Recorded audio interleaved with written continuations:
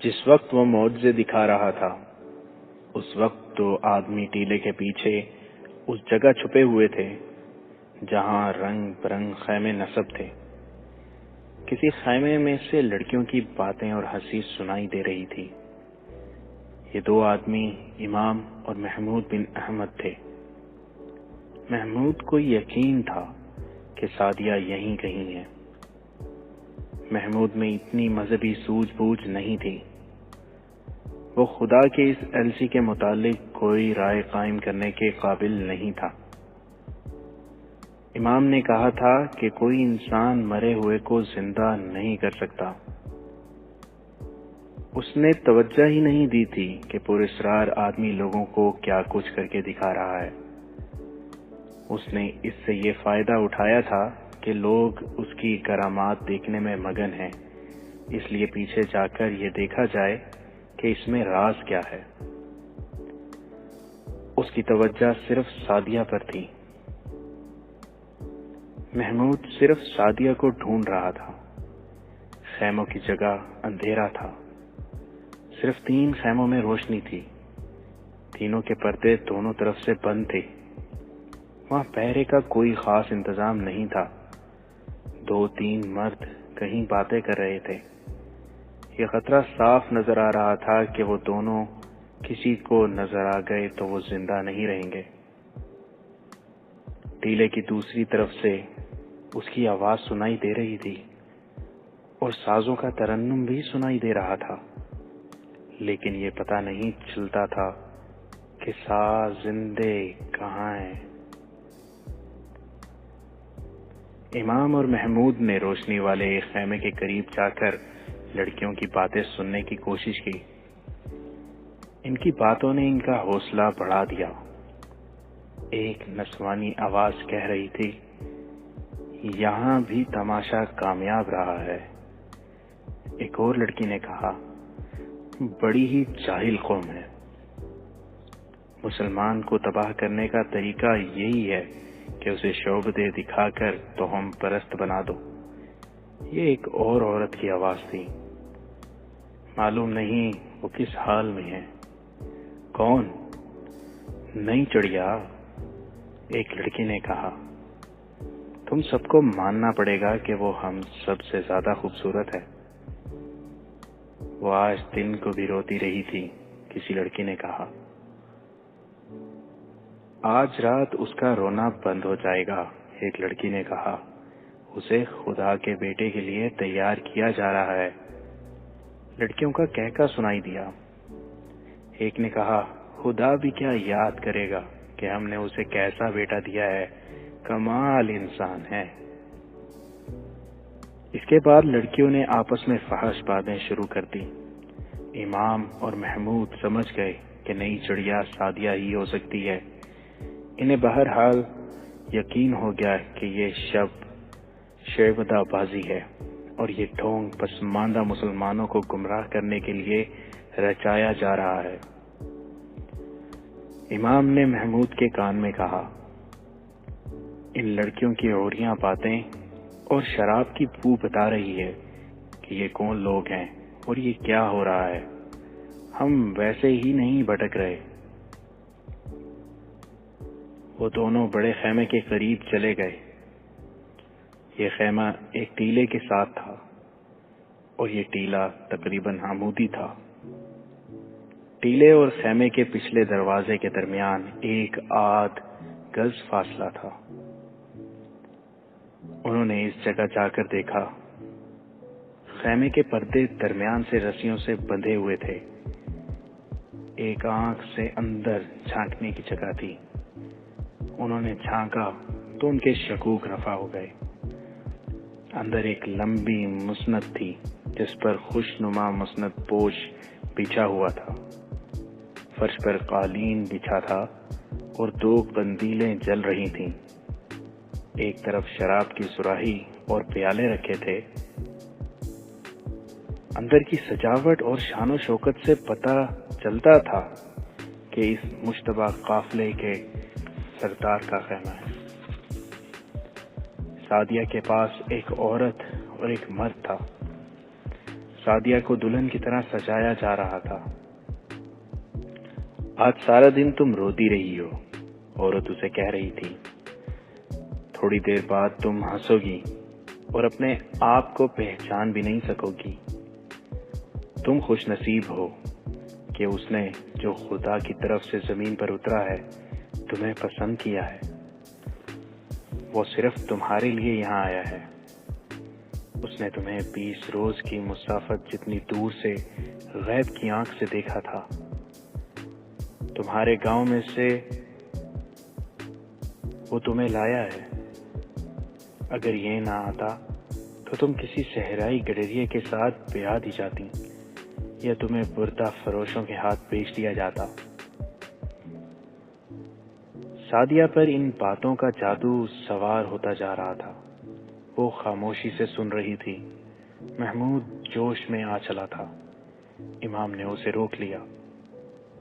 وہ دیکھنا چاہتا تھا کہ سعدیہ کو کس کے لیے تیار کیا جا رہا ہے۔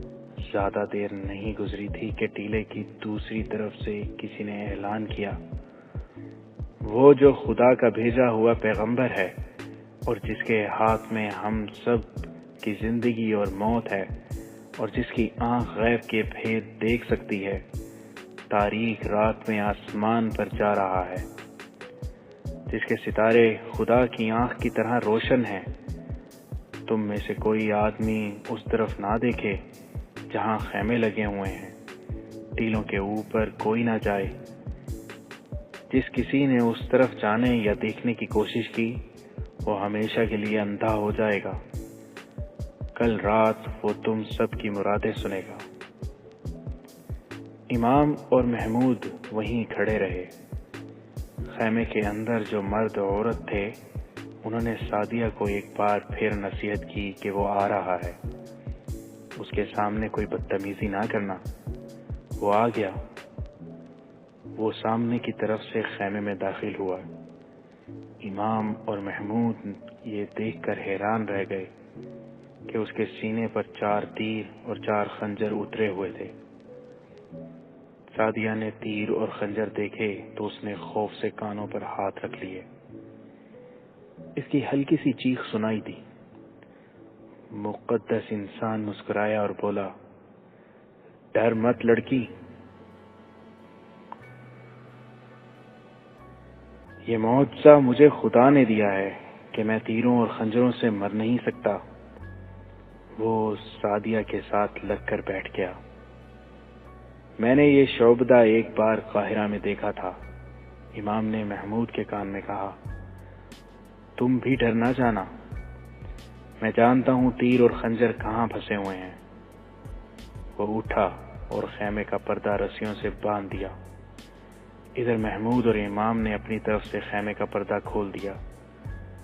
انہوں نے نتائج کی پرواہ نہیں کی، دبے پاؤں اندر گئے۔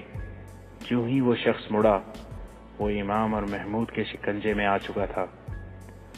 محمود نے دبی آواز میں سعدیہ سے کہا، جس پر تم بیٹھی ہو اس کا کپڑا اس کے اوپر ڈال دو۔ سعدیہ تو جیسے سن ہو گئی تھی۔ اس نے مسند پوش اتار کر اس آدمی پر ڈال دیا۔ اس کا جسم طاقتور نظر آتا تھا، مگر امام اور محمود نے اسے بری طرح جکڑ لیا تھا۔ پھر اس کے اوپر کپڑا ڈال کر باندھ دیا، قندیلیں بجھا دی۔ امام کے کہنے پر پہلے سعدیہ باہر نکلی۔ اپنے قیدی کو محمود نے اپنے کندھوں پر پھینک لیا۔ امام ہاتھ میں خنجر لیے آگے آگے چلا۔ وہ سب جس طرف سے خیمے میں داخل ہوئے تھے اسی طرف سے باہر نکل گئے۔ پکڑے جانے کا خطرہ ہر قدم پر تھا، لیکن انہوں نے ایسا راستہ اختیار کیا جو انہیں فوراً خطرے سے باہر لے گیا۔ اندھیرے نے اس کی بہت مدد کی۔ انہیں دور کا چکر کاٹ کر گاؤں میں داخل ہونا پڑا۔ وہ مسجد میں چلے گئے۔ حجرے میں لے جا کر اس شیبدہ باز کو کھولا گیا۔ ابھی تک تیر اور خنجر اس کے سینے میں اترے ہوئے تھے۔ اسے اٹھانے کی وجہ سے وہ ٹیڑھے ہو گئے تھے۔ سعدیہ کو بھی انہوں نے حجرے میں ہی رکھا، کیونکہ خطرہ تھا کہ لڑکی کی گمشدگی کا پتہ چل گیا تو وہ لوگ اس کے باپ پر حملہ کریں گے۔ دراصل حملہ کرنے والے اب یہ دیکھنے کی حالت میں بھی نہیں تھے کہ ان کے خدا کا بیٹا کہاں ہے۔ وہ کامیاب جشن منا کر شراب اور بدکاری میں مست ہو گئے تھے۔ وہ سوچ بھی نہیں سکتے تھے کہ ان کا آقا بما نئی چڑیا کے اغوا بھی ہو سکتا ہے۔ امام اور محمود نے اسے چوغا اتارنے کو کہا۔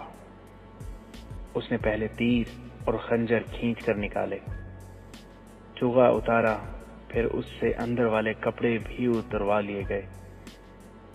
ان کپڑوں میں کاک کی طرح نرم لکڑی چھپی ہوئی تھی جس پر چمڑا لگا ہوا تھا۔ یہ لکڑی کچھ دوہری ہو جاتی تھی اور اتنی لمبی چوڑی تھی جس سے اس کا سینہ ڈھک جاتا تھا۔ تیر اور خنجر اس میں اترے ہوئے تھے۔ اس نے امام اور محمود سے کہا، اپنی قیمت بتاؤ۔ سونے کی صورت میں، گھوڑوں اور اونٹوں کی صورت میں ابھی ادا کر دوں گا، مجھے ابھی آزاد کر دو۔ تم اب آزاد نہیں ہو سکو گے، امام نے کہا۔ ہم بھی لوگوں کی طرح تمہارے انتظار میں بیٹھے تھے، امام نے محمود سے کہا۔ تمہیں معلوم ہوگا کہ قریبی چوکی کہاں ہے، وہاں کے پورے دستے کو ساتھ لے آؤ۔ اس نے چوکی کا فاصلہ اور سمت بتائی اور خفیہ الفاظ بھی بتائے جن سے امام سراغ رساں اور جاسوسوں کی حیثیت سے پہچانا جاتا تھا۔ اپنے 2 جاسوسوں کے نام اور ٹھکانہ بتا کر محمود سے کہا، انہیں میرے پاس بھیجتے جانا۔ محمود نے امام کے گھوڑے پر رین ڈالی اور سوار ہو کر نکل گیا۔ اسے امام کے دونوں جاسوس مل گئے۔ انہیں مسجد میں جانے کو کہہ کر وہ چوکی کی سمت روانہ ہو گیا۔ گاؤں سے کچھ دور جا کر اس نے گھوڑے کو ایڑ لگائی۔ کوئی 1.5 گھنٹے کی مسافت تھی، مگر وہ شش و پنج میں مبتلا تھا۔ وہ اس چوکی کے کمانڈر کو جانتا تھا۔ وہ لاپرواہ آدمی تھا۔ سلیبیوں اور سوڈانیوں نے اسے رشوت دے دے کر اپنے ساتھ ملا رکھا تھا۔ محمود نے قاہرہ کو اس کی رپورٹ بھیج رکھی تھی، مگر ابھی تک اس کے خلاف کوئی کارروائی نہیں ہوئی تھی۔ محمود کو یہی نظر آ رہا تھا کہ وہ اپنے دستے کو اس کے ساتھ نہیں بھیجے گا یا وقت ضائع کرے گا تاکہ دشمن نکل جائے۔ محمود سوچ رہا تھا کہ اگر چوکی سے اسے دستہ نہ ملا تو وہ کیا کرے گا۔ صبح سے پہلے دستے کو گاؤں میں پہنچنا ضروری تھا۔ دستہ نہ ملنے کی صورت میں امام اور ان کے جاسوسوں کی جانیں خطرے میں آ سکتی تھیں، کیونکہ اس شعبدہ باز کے ساتھ بہت سارے آدمی تھے۔ اس کے مریدوں کا ہجوم بھی اسی کا حامی تھا۔ امام کے پاس خنجر تھا، اس کے جاسوس بھی اس کے پاس آ گئے تھے، وہ بھی خنجروں سے مسلح تھے۔ انہوں نے شعبدہ باز کو گرفتار کیے رکھا۔ وہ رہائی کی اتنی زیادہ قیمت پیش کر رہا تھا جو امام اور اس کے جاسوس خواب میں بھی نہیں دیکھ سکتے تھے۔ امام نے اسے کہا، میں مسجد میں بیٹھا ہوں، یہ اسی خدا کا گھر ہے جس نے تمہیں سچا دین دے کر زمین پر اتارا ہے۔ کیا یہ ہے تمہارا سچا دین؟ دیکھو دوست، میں قاہرہ کی حکومت کا اہلکار ہوں، میں تمہیں چھوڑ نہیں سکتا اور میں ایمان بھی نہیں بیچ سکتا۔ محمود بن احمد چوکی کے خیموں میں داخل ہوا تو کمانڈر کے خیمے میں اس نے روشنی دیکھی۔ گھوڑے کے قدموں کی آواز سن کر کمانڈر باہر آ گیا۔ محمود نے اپنا تعارف کرایا اور کمانڈر کے ساتھ خیمے میں چلا گیا۔ محمود کے لیے یہ کمانڈر اجنبی تھا۔ اسے کمانڈر نے بتایا کہ گزشتہ شام پرانے دستے کو یہاں سے بھیج دیا گیا ہے اور یہ دستہ نیا آیا ہے۔ یہ تبدیلی صلاح الدین ایوبی کے حکم سے کی گئی تھی۔ تمام پرانے سرحدی دستوں کو وہاں سے ہٹا کر اس فوج کے دستے بھیج دیے گئے تھے جو سلطان ایوبی کے ساتھ محاذ سے آئی تھی۔ محمود نے کمانڈر کو تفصیل سے بتایا کہ انہوں نے بہت بڑا شکار پکڑا ہے اور اس کے تمام گروہ کو پکڑنے کے لیے چوکی کے پورے دستے کی فوری طور پر ضرورت ہے تاکہ ان لوگوں کو رات ہی رات میں گھیرے میں لے لیا جائے۔ کمانڈر نے فوراً پورے دستے کو، جس کی تعداد 50 سے زیادہ تھی، گھوڑوں پر سوار ہونے کا حکم دیا۔ ان کے پاس برچیاں اور تلواریں تھیں اور ان میں تیر انداز بھی تھے۔ 8-10 سپاہیوں کو چوکی پر چھوڑ دیا گیا۔ یہ دستہ کرک کے محاصرے سے آیا تھا۔ جذبہ قائم تھا۔ کمانڈر نے سرپٹ گھوڑے دوڑا دیے۔ محمود رہنمائی کر رہا تھا۔ منزل کے قریب جا کر گھوڑوں کی رفتار سست کر دی گئی تاکہ مجرموں کو خبر نہ ہونے پائے۔ مجرم خبر ہونے کی حالت میں نہیں تھے۔ شراب اور نیند نے انہیں بے ہوش کر رکھا تھا۔ کمانڈر نے محمود کی رہنمائی میں گھیرا مکمل کر لیا اور کارروائی صبح تک ملتوی رکھی۔ محمود نے امام کو اطلاع دے دی کہ دستہ آ گیا ہے۔ سعدیہ ابھی امام کے حجرے میں ہی تھی۔ امام نے ایک جاسوس بھیج کر سعدیہ کے باپ کو بھی بلا لیا۔ جو معتقد، مرید اور زائرین بڑی دور دور سے اس کی زیارت کو آئے تھے، وہ رات کے معجزے دیکھ کر کھلے آسمان تلے سو گئے تھے۔ ان کے مقدس انسان نے انہیں کہا تھا کہ اگلی رات وہ ان کی مرادیں سنے گا۔ یہ ہجوم صبح اس وقت جاگ اٹھا جب اجالا ابھی دھندلا تھا۔ اس دھندلے میں انہیں بہت سے گھوڑے نظر آئے۔ ان پر سوار جو تھے وہ فوجی تھے۔ لوگ کچھ بھی سمجھ نہ سکے۔ انہیں معلوم نہیں تھا کہ جو مرے ہوئوں کو زندہ کرتا ہے وہ مسجد کے حجرے میں ہاتھ پاؤں بندھے بیٹھا ہے۔ وہ اب مسلمانوں کے سچے خدا کی گرفت میں آ چکا تھا۔ دستے کا کمانڈر دمشق کا رہنے والا رشد بن مسلم، جس کا عہدہ معمولی تھا لیکن سرحد پر آ کر اس نے اپنے دستے سے کہا تھا، ساری سلطنت صرف تمہارے بھروسے پر سوتی ہے۔ صلاح الدین ایوبی ہر وقت تمہارے ساتھ ہے۔ اگر وہ تمہیں نظر نہیں آتا تو اسے میری آنکھوں میں دیکھ لو۔ ہم سب صلاح الدین ایوبی ہیں، مگر کسی نے یہاں پرانے دستے کے آدمیوں کی طرح ایمان فروخت کیا تو میں اس کے پاؤں باندھ کر ریگستان میں زندہ پھینک دوں گا۔ میں اس سزا کا حکم قاہرہ سے نہیں لوں گا، میں خدا سے حکم لیا کرتا ہوں۔ رشد بن مسلم نے صبح کے وقت دیکھا کہ خیموں کے اندر کوئی حرکت نہیں تھی۔ اندر والے اتنی جلدی اٹھنے والے نہیں تھے۔ رشد نے لوگوں سے کہا کہ وہ دور پیچھے ہٹ جائیں اور وہیں موجود رہیں۔ انہیں مقدس انسان قریب سے دکھایا جائے گا۔ لوگوں کو دور ہٹا کر رشد نے 3-4 سوار مختلف ٹیلوں کے اوپر کھڑے کر دیے تاکہ مجرموں میں سے کوئی بھاگنے کی کوشش نہ کرے۔ باقی سواروں کو اس نے گھوڑوں سے اتار کر چاروں طرف سے پیدل اندر جانے کو کہا اور حکم دیا کہ کوئی مزاحمت کرے تو اسے فوراً ہلاک کر دو، کوئی بھاگے تو اسے تیر مار دو۔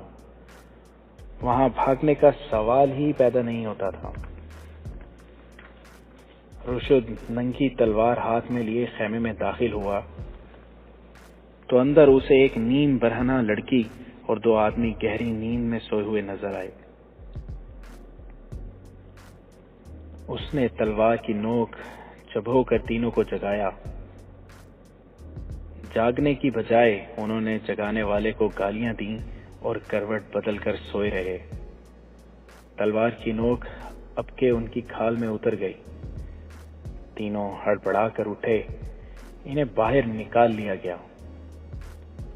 دوسرے خیموں میں بھی جو لڑکیاں اور مرد ملے وہ اسی حالت میں تھے۔ خیموں میں بے شمار سامان تھا۔ ایک خیمے میں بہت سے ساز پڑے تھے۔ سب کو باہر لے جا کر ان پر پہرا کھڑا کر دیا گیا۔ ان کے اونٹوں اور تمام تر سامان پر قبضہ کر لیا گیا۔ امام رشد بن مسلم کے ساتھ تھا۔ وہ اس آدمی کو اپنے حجرے میں سے لے آیا جو اپنے آپ کو خدا کے بیٹے کا بیٹا کہتا تھا۔ اس کے ہاتھ پیٹھ پیچھے بندھے ہوئے تھے۔ اسے اسی جگہ کھڑا کیا گیا جہاں رات اس نے معجزے دکھائے تھے۔ پیچھے پردے لگے ہوئے تھے۔ اس کے گروہ کو اس کے سامنے بٹھا دیا گیا۔ ان سب کے ہاتھ پیچھے باندھ دیے گئے۔ وہ ساز ان کے قریب رکھ دیے گئے جو ایک خیمے سے برآمد ہوئے تھے۔ امام نے لوگوں کو آگے آنے کو کہا۔ ہجوم آگے آیا تو امام نے کہا، اسے کہو کہ یہ خدا کا الچی ہے یا اس کا بیٹا ہے تو اپنے ہاتھ رسیوں سے آزاد کر لے۔ یہ مرے ہوئوں کو زندہ کرتا ہے۔ میں اس کے گروہ کے ایک آدمی کو ہلاک کروں گا۔ تم اسے کہو کہ اسے میرے ہاتھ سے چھڑا لے، یا وہ مر جائے تو اسے زندہ کر دے۔ امام نے اس کے گروہ کے ایک آدمی کو اٹھایا اور رشد کی تلوار لے کر اس کی طرف بڑھا تو وہ آدمی چلا اٹھا، مجھے بخش دو، یہ آدمی مجھے زندہ نہیں کر سکے گا، یہ بہت بڑا پاپی ہے، خدا کے لیے مجھے قتل نہ کرو۔ لوگوں نے یہ تماشا دیکھا مگر ان کے وہم ابھی دور نہیں ہوئے تھے۔ امام اس آدمی کا چوغا اور کپڑے بھی ساتھ لے آیا تھا، نرم لکڑی بھی ساتھ تھی۔ امام نے یہ کپڑے پہن لیے، کسی کو دکھائے بغیر لکڑی اندر رکھ لی، اوپر چوغا پہن لیا۔ اس نے رشد سے کہا کہ اپنے 4 تیر انداز میرے سامنے لاؤ۔ تیر انداز آئے تو اس نے انہیں کہا، 30 قدم دور کھڑے ہو کر میرے دل کا نشانہ لو اور تیر چلاؤ۔ تیر اندازوں نے رشد بن مسلم کی طرف سوالیہ نگاہوں سے دیکھا۔ رات کو محمود نے رشد کو تیروں اور خنجروں کے سینے میں اترنے کی حقیقت بتا دی تھی۔ رشد نے اپنے تیر اندازوں کو حکم دیا کہ وہ تیر چلا دیں۔ انہوں نے نشانہ لے کر تیر چلا دیے۔ چاروں تیر امام کے دل کے مقام میں پیوست ہو گئے۔ امام نے کہا، اب آگے آ کر میرے سینے پر 4 خنجر پوری طاقت سے پھینکو۔ خنجر پھینکے گئے جو امام کے سینے میں جا کر اٹک گئے۔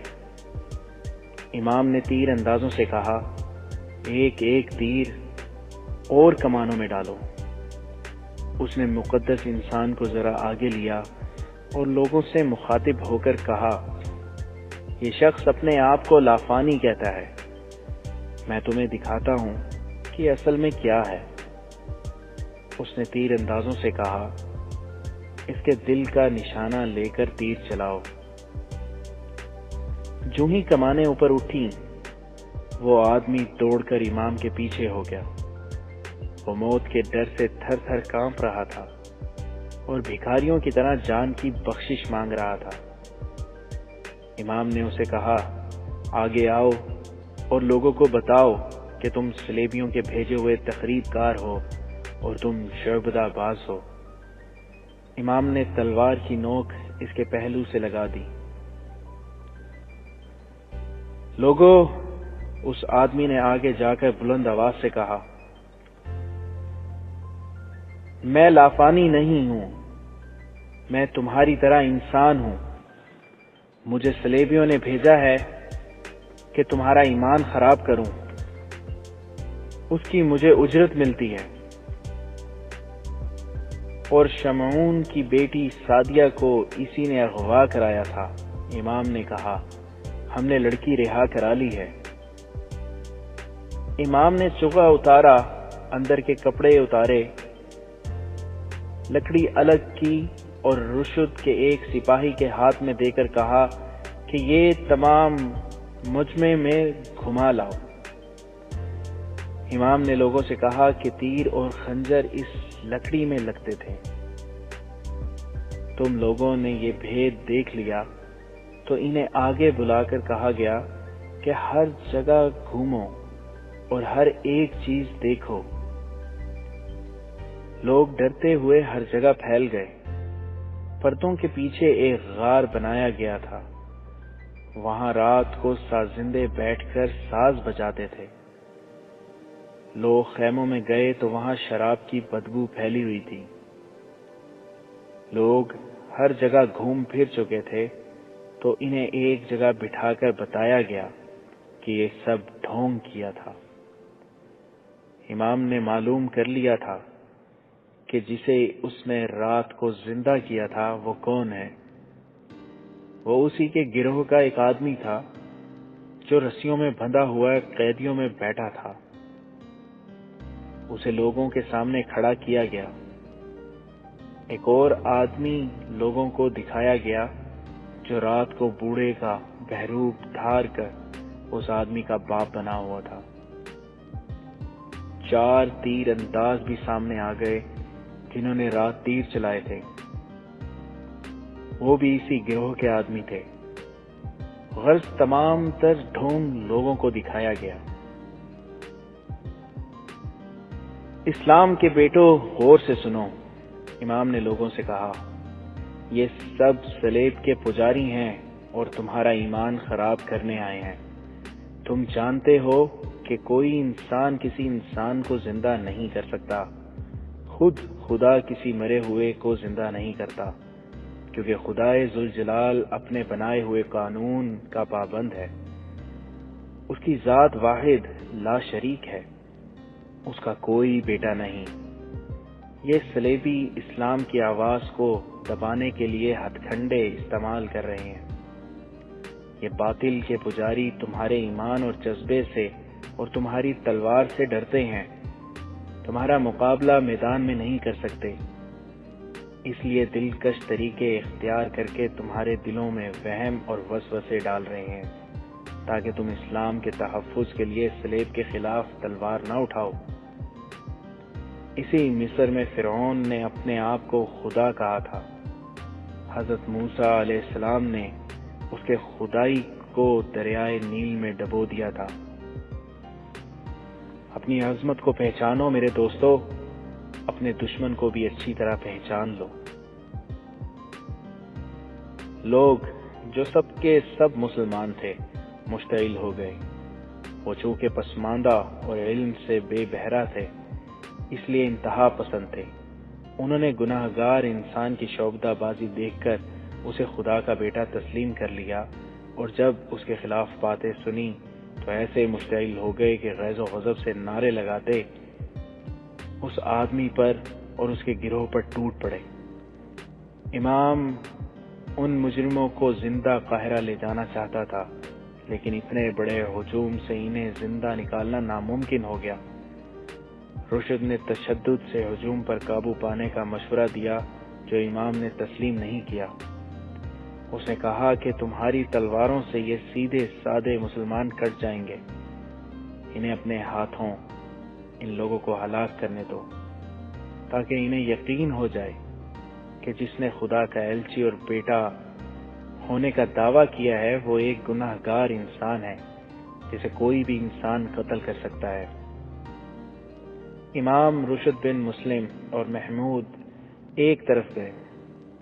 رشد نے ایک ٹیلے پر جا کر اپنے سپاہیوں کو للکارا اور کہا، تم جہاں ہو وہیں رہو، ان لوگوں کو مت روکو۔ تھوڑی ہی دیر بعد وہاں امام محمود، رشد بن مسلم اور اس کے دستے کے سپاہی رہ گئے۔ تمام ہجوم غائب ہو چکا تھا۔ رات جہاں شعبدے دکھائے گئے تھے وہاں شعبدہ باز اور اس کے گروہ کی لاشیں پڑی تھیں۔ لڑکیوں کو بھی قتل کر دیا گیا تھا، کوئی لاش پہچانی نہیں جاتی تھی۔ سب ٹیمہ ہو چکی تھیں۔ لوگ خیمے، پردے اور تمام تر سامان لوٹ کر لے گئے تھے۔ مجرم گروہ کے اونٹ بھی لوگ کھول کر لے گئے اور رشد کے دستے کے 9 گھوڑے بھی لاپتہ ہو گئے۔ ان کے سوار پیادہ تھے اور گھوڑوں سے دور تھے۔ لوگوں کو معلوم نہیں تھا کہ یہ اپنی فوج کے گھوڑے ہیں۔ یوں لگتا تھا جیسے آندھی آئی ہو اور سب کو اپنے ساتھ اڑا لے گئی ہو۔ ہمیں اب قاہرہ چلنا پڑے گا، امام نے رشد اور محمود سے کہا۔ یہ واقعہ حکومت کے سامنے رکھنا ہوگا۔ ان چند ہی دنوں میں صلاح الدین ایوبی نے جو احکام نافذ کیے اور جو اقدام کیے وہ انقلابی تھے، اتنے انقلابی کہ اس کے قریبی دوست اور مرید بھی چونک اٹھے۔ اس نے سب سے پہلے ان افسروں کے گھروں پر چھاپے مروائے اور تلاشی لی جو علی بن سفیان اور ریاض بلبیس کی مشتبہ فہرست میں تھے۔ ان میں 2-3 مرکزی کمان کے اعلیٰ حکام تھے۔ ان کے گھروں سے زر و جواہرات، دولت اور بڑی خوبصورت غیر ملکی لڑکیاں برآمد ہوئیں۔ بعض کے گھروں میں ایسے ملازم تھے جو سوڈان کے تجربہ کار جاسوس تھے، اور بھی کئی ایک ثبوت مل گئے۔ ان سب کو سلطان صلاح الدین ایوبی نے عہدے اور رتبے کا لحاظ کیے بغیر غیر معین مدت کے لیے قید خانے میں ڈال دیا اور حکم دیا کہ ان کے ساتھ اخلاقی مجرموں جیسا سلوک کیا جائے۔ اس اقدام سے اس کی مرکزی کمان اور مجلس سے مشاورت کی چند ایک اہم آسامیاں خالی ہو گئیں۔ اس نے ذرا بھر پرواہ نہ کی۔ سلطان ایوبی نے دوسرا حملہ اس گروہ پر کیا جو اپنے آپ کو مذہب کا اچارہ دار بنائے ہوئے تھا۔ سلطان ایوبی کو مشیروں نے خلوص نیت سے مشورہ دیا کہ مذہب ایک نازک معاملہ ہے، لوگ مسجدوں کے اماموں کے مرید ہیں، رائے عامہ خلاف ہو جائے گی۔ سلطان ایوبی نے پوچھا، ان میں کتنے ہیں جو مذہب کی روح کو سمجھتے ہیں؟ لوگ ان کے مرید صرف اس لیے بن گئے ہیں کہ ان کی ساری کوششیں اسی پر مرکوز ہیں کہ لوگ ان کے مرید بن جائیں۔ میں جانتا ہوں کہ یہ امام اپنی عظمت قائم کرنے کے لیے لوگوں کو اصل مذہب سے بے بہرا رکھتے ہیں۔ قوم کی بہترین درسگاہ مسجد ہے۔ مسجد کی 4 دیواری میں بٹھا کر کسی کے کان میں ڈالی ہوئی کوئی بات روح تک اتر جاتی ہے۔ یہ مسجد کے تقدس کا اثر ہے، مگر یہاں مسجد کا استعمال غلط ہو رہا ہے۔ مسجدوں میں امام، پیر اور مرشد بنتے جا رہے ہیں۔ اگر میں نے مسجدوں میں باعمل عالم نہ رکھے تو کچھ عرصے میں لوگ اماموں، پیروں اور مرشدوں کے پرستش کرنے لگیں گے۔ یہ بے علم اور بے عمل عالم اپنے آپ کو خدا اور اس کے بندوں کے درمیان رابطے کا ذریعہ بنا لیں گے اور اسلام کے زوال کا باعث بنیں گے۔ سلطان ایوبی نے اپنے ایک مفکر اور باعمل عالم زین الدین علی بن نجاح الواعظ کو مشورے کے لیے بلایا۔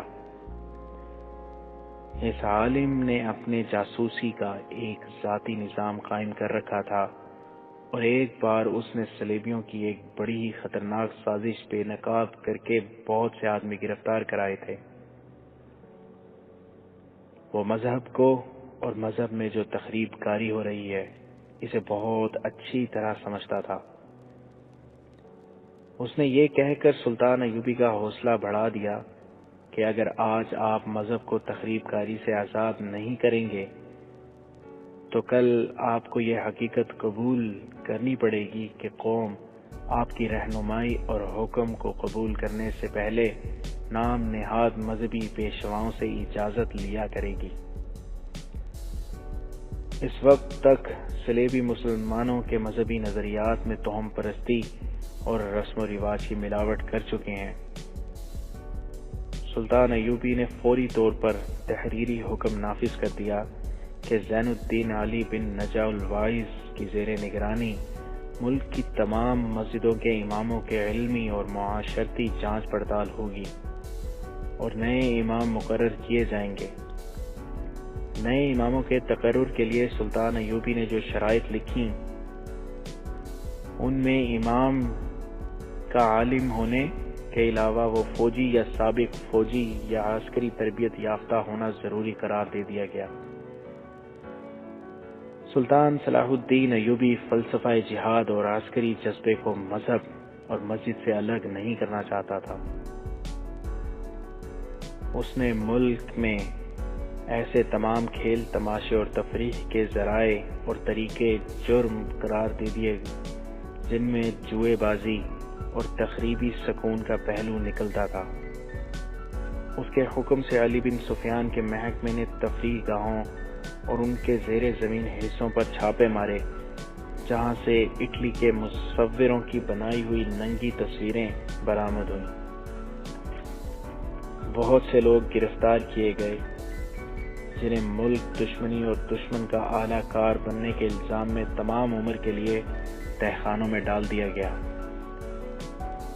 اس کی بجائے سلطان ایوبی نے تیغ زنی، تیر اندازی، گھڑ سواری، بغیر ہتھیار لڑائی، کشتی جسے پنجہ آزمائی کہتے تھے، اور ایسے ہی چند ایک کھیلوں کے مقابلوں کا سرکاری انتظام کر دیا۔ پہلے مقابلے میں خود گیا اور اول آنے والوں کو اعلیٰ نسل کے گھوڑے تک انعام دیے۔ اس نے درسگاہوں اور مسجدوں میں تعلیمی مقابلوں کا اہتمام کیا۔ سرحدی دستوں پر اس نے زیادہ توجہ دی تھی۔ اسے معلوم ہو چکا تھا کہ شہریوں اور دارالحکومت سے دور رہنے والے لوگ نظریاتی تخریب کاری کا شکار جلدی ہوتے ہیں، اور وہیں سب سے پہلے دشمن کے حملے یا سرحدی جھڑپوں کی زد میں آتے ہیں۔ ان لوگوں کے نظریاتی اور جسمانی تحفظ کے لیے اس نے خصوصی انتظام کیے۔ اس نے سرحدوں پر جو دستے بھیجے تھے ان کے کمانڈروں کو اس نے خود ہدایات دیں اور بڑے ہی سخت احکام دیے۔ یہ تمام کمانڈر جذبے اور ذہانت کے لحاظ سے ساری فوج میں منتخب کیے گئے تھے۔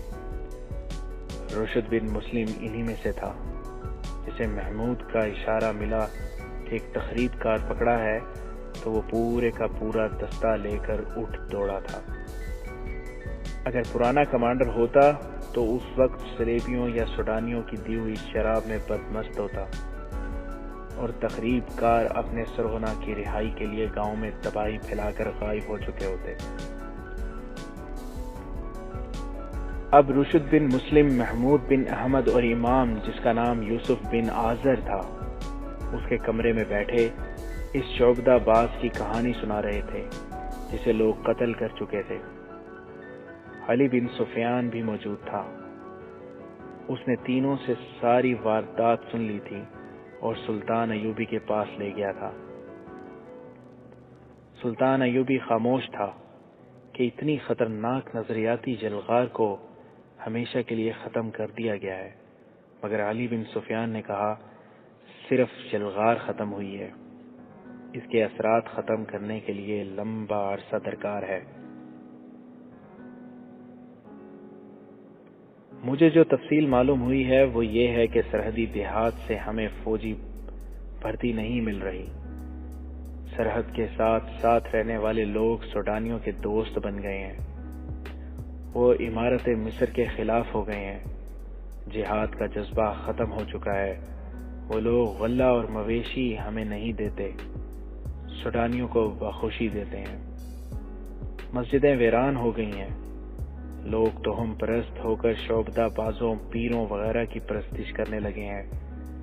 ہمیں ان لوگوں کے ذہنوں کو اپنے صحیح راستے پر لانے کے لیے باقاعدہ مہم شروع کرنی پڑے گی۔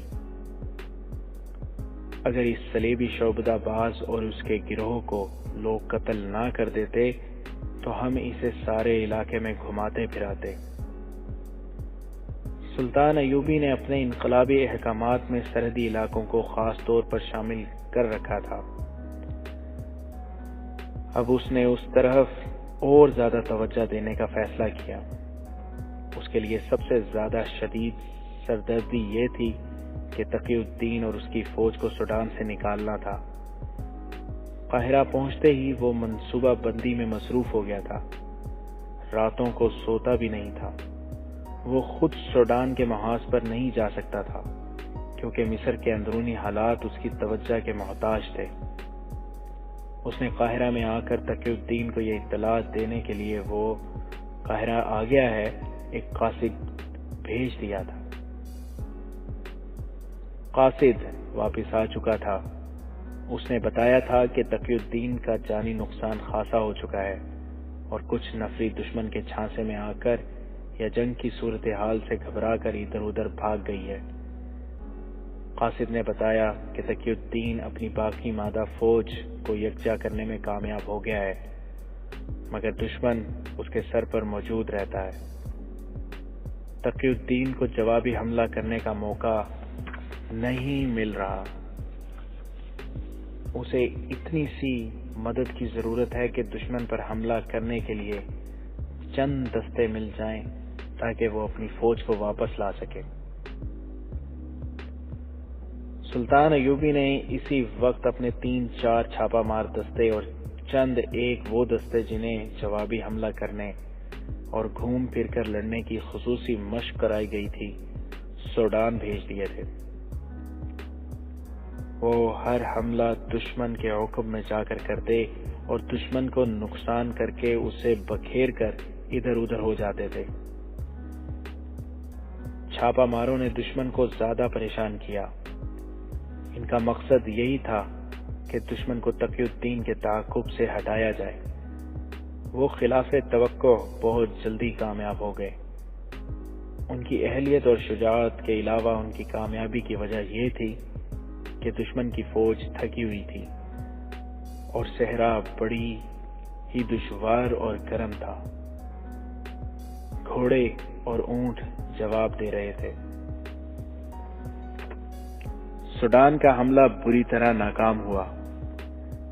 کامیابی صرف یہ ہوئی کہ تقی الدین کو اس کی مرکزی کمان کے سالاروں وغیرہ اور دستوں کو اور بچی کچی فوج کو ایسی تباہی سے بچا لیا گیا جو ان کی قسمت میں لکھ دی گئی تھی۔ تقی الدین جب مصر کی سرحد میں داخل ہوا تو اسے پتہ چلا کہ وہ سوڈان میں آدھی فوج ضائع کر آیا ہے۔ ادھر کرک جل رہا تھا۔ نور الدین زنگی کے کاریگروں نے ضرورت کے مطابق دور مار منجنیقیں بنا لی تھیں جن سے قلعے کے اندر پتھر کم اور آگ زیادہ پھینکی جا رہی تھی۔ صلاح الدین ایوبی اندر کے چند ایک ہدف بتا آیا تھا۔ ان میں رسد کا ذخیرہ بھی تھا۔ آگ کے پہلے گولے قلعے کی اس طرف پھینکے گئے جس طرف سے رسد کا ذخیرہ قریب تھا۔ خوش قسمتی سے گولے ٹھکانے پر گئے۔ اندر سے شعلے جو اٹھے انہوں نے زنگی کی فوج کا حوصلہ بڑھا دیا۔ مسلمانوں نے دور مار تیر و کمان بھی تیار کر لیے تھے۔ انہیں استعمال کرنے کے لیے غیر معمولی طور پر طاقتور سپاہی استعمال کیے جا رہے تھے، لیکن 8-10 تیر پھینک کر سپاہی بے حال ہو جاتا تھا۔ زنگی نے ایک اور دلیرانہ کارروائی کی۔ اس نے نہایت دلیر سپاہی چن لیے اور انہیں حکم دیا کہ قلعے کے دروازے پر ٹوٹ پڑیں۔ انہیں دروازہ توڑنے کے موزوں اوزار دیے گئے۔ جانبازوں کا یہ دستہ دروازے کی طرف دوڑا تو اوپر سے صلیبیوں نے تیروں کا مینہ برسا دیا۔ کئی جانباز شہید اور زخمی ہو گئے۔ زنگی نے دور مار تیر اندازوں کو وہاں اکٹھا کیا اور عام تیر اندازوں کا بھی ایک ہجوم بلا لیا۔ ان سب کو مختلف زاویوں پر مورچہ بند کر کے دروازے کے اوپر والے دیوار کے حصے پر مسلسل تیر پھینکنے کا حکم دیا۔ حکم کی تعمیل شروع ہوئی تو انہیں تیر برسنے لگے جن کے پیچھے دیوار کا بالائی حصہ نظر نہیں آتا تھا۔ جانبازوں کی ایک اور جماعت دروازے کی طرف دوڑی۔ زنگی نے تیروں کی بارش اور تیز کر دی۔ دیوار پر للکار سنائی دی۔ ذرا دیر بعد دیوار پر لکڑیوں سے بندھے ہوئے ڈرم نظر آئے۔ یہ جلتی لکڑیوں اور کوئلوں سے بھرے ہوئے تھے۔ جو ہی انہیں باہر کو ڈیلنے والوں کے سر نظر آئے، وہ سر تینوں کا نشانہ بن گئے۔ ایک دو ڈرم باہر کو گرے، باقی دیوار پر ہی الٹے۔ وہاں سے شعلے اٹھے جن سے پتہ چلتا تھا کہ آگ پھینکنے والے اپنی ہی آگ میں جل رہے ہیں۔ زنگی کے کسی کمانڈر نے زنگی کے حملے کا یہ طریقہ دیکھ لیا۔ وہ گھوڑا سر پر دوڑا کر قلعے کے پچھلے دروازے کی طرف چلا گیا اور وہاں کے کمانڈر کو بتایا کہ سامنے والے دروازے پر کیا ہو رہا ہے۔ ان دونوں کمانڈروں نے وہی طریقہ پچھلے دروازے پر آزمانا شروع کر دیا۔ پہلے حملے میں مجاہدین کا جانی نقصان زیادہ ہوا، لیکن چوں مجاہدین گرتے تھے، ان کے ساتھی قہر بن کر دروازے کی طرف دوڑتے تھے۔ تیر اندازوں نے سلیبیوں کو اوپر سے آگ نہ پھینکنے دی۔ زنگی نے حکم دیا کہ منجنیقی قلعے کے اندر آگ پھینکیں۔ زنگی کی فوج نے دونوں دروازوں پر دلیرانہ حملے دیکھے تو فوج کسی کے حکم کے بغیر دو حصوں میں بٹ گئی۔ ایک حصہ قلعے کے سامنے چلا گیا اور دوسرا عقبی دروازے کی طرف۔ دونوں طرف دیوار پر تیروں کی ایسی بارش برسائی گئی کہ اوپر کی مزاحمت ختم ہو گئی۔ دونوں دروازے توڑ لیے گئے۔ زنگی کی فوج اندر چلی گئی۔ شہر میں خون ریز جنگ ہوئی۔ وہاں کے باشندوں میں بھگدڑ مچ گئی۔ اس بھگدڑ سے فائدہ اٹھاتے ہوئے صلیبی حکمران اور کمانڈر قلعے سے نکل گئے۔ شام تک صلیبی فوج نے ہتھیار ڈال دیے۔ زنگی نے قیدی مسلمانوں کو کھلے اور بندکیوں خانوں سے نکالا اور پھر صلیبی حکمرانوں کو سارے شہر میں تلاش کیا، مگر کوئی ایک بھی نہ ملا۔ یہ 1173 کی آخری سہمائی تھی جب کرک کا مضبوط قلعہ سر کر لیا گیا اور مسلمانوں کو بیت المقدس نظر آنے لگا۔